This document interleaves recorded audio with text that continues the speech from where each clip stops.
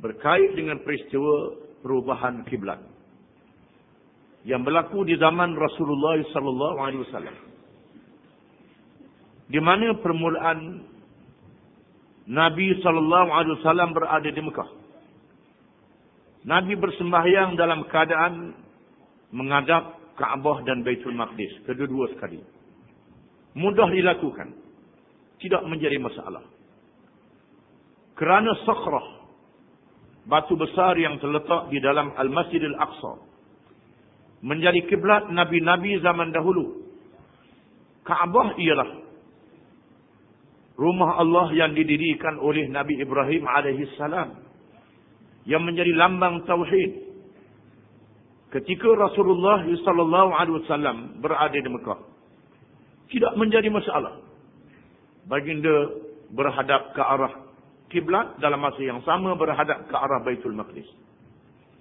Dan orang Islam di masa itu tidak ramai apabila berlakunya hijrah ke Al-Madinatul Munawwarah.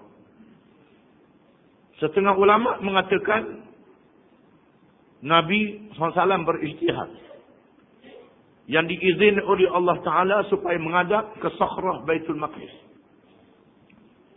dan dengan perintah daripada Allah sebagai suatu hikmah dan kebijaksanaan untuk menyatakan kesatuan agama Nabi-Nabi dan Rasul-Rasul alaihi wassalatu wassalam.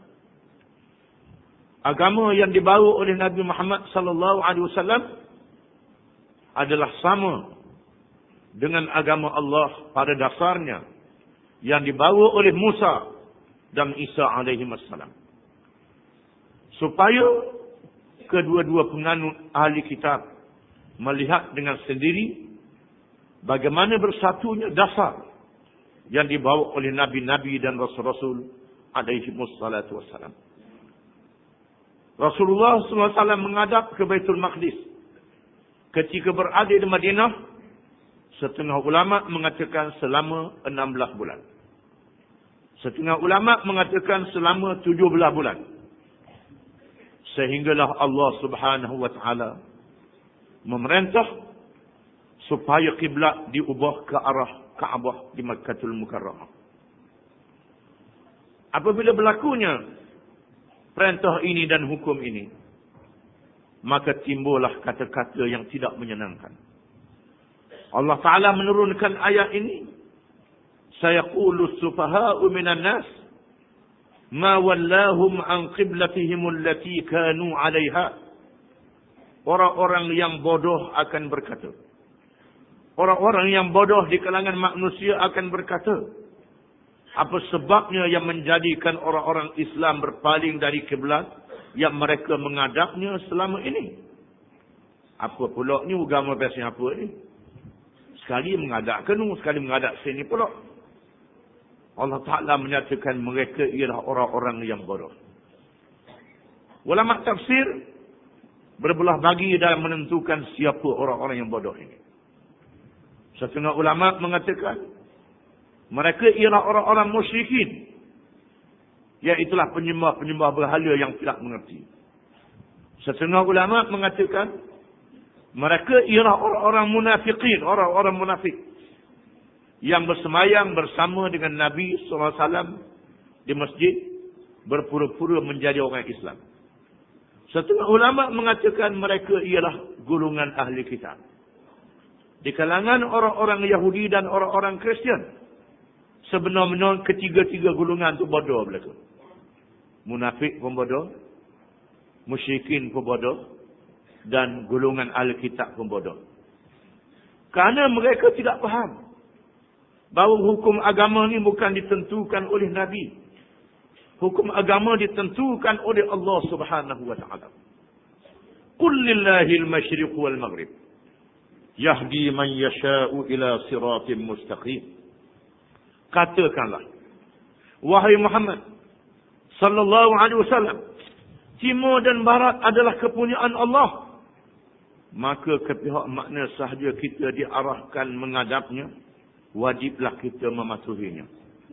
Allah yang memberikan petunjuk hidayatnya kepada sesiapa yang dikehendakinya ke jalan yang lurus. Ini bukan rekaan Nabi Muhammad sallallahu alaihi wasallam.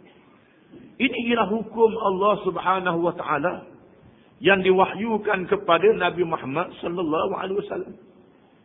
Timur dan barat kepunyaan Allah. Terpulang kepada Allah taala untuk memerintah ke mana arah untuk menghadap. Itu hak Allah taala. Bukan hak Nabi dan Rasul. Bukan hak manusia. Oleh kerana itu perintah Allah, maka Nabi Muhammad sallallahu alaihi wasallam dan orang-orang yang beriman bersama-sama dengannya mengikut perintah Allah taala. Dan mengikut perintah Allah taala ni bergantung dengan hidayah.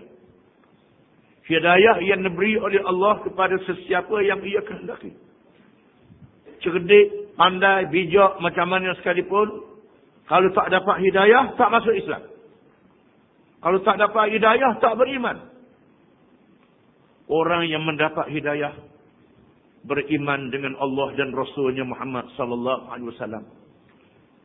Apabila turunnya perintah ini, tidak menjadi masalah pada mereka. Mereka terus menghadap. Itulah makna Islam. Makna menyerah diri kepada Allah Subhanahu wa taala. Perkara ini juga menjadi ujian. Menjadi cobaan kepada orang-orang yang beriman. Adakah mereka sebenarnya mematuhi perintah Allah? Mematuhi perintah Rasulullah sallallahu alaihi wasallam? Ataupun pakai dengar khabar? Mereka terpengaruh dengan desah-desu dan cakap-cakap manusia yang bodoh. Di kalangan ahli kitab, di kalangan orang-orang musyrikin, di kalangan mereka yang sesat, di kalangan orang munafik, ataupun mereka terpengaruh dengan cakap-cakap itu. Di sinilah hikmatnya kita disuruh mengulangi tiap-tiap rakaat sembahyang, ihdinas siratal mustaqim. Tunjukkanlah kami jalan yang lurus. Kerana hidayah ini adalah kurnia daripada Allah kepada sesiapa yang ia kehendaki. Ada orang mengaji Islam begitu tinggi. Golongan orientalis, orang-orang barat yang bukan Islam, mendalami hukum-hukum Islam sehingga menguasai bahasa Arab, bahasa Al-Quran, mengkaji hadis Nabi sallallahu alaihi wasallam, tetapi tak masuk Islam. Mengapa? Kerana tak dapat hidayah. Golongan ahli kitab, orang-orang Yahudi dan orang-orang Kristian, mengetahui akan benarnya Nabi Muhammad sallallahu alaihi wasallam, tetapi tak masuk Islam. Mengapa? Kerana tak dapat hidayah.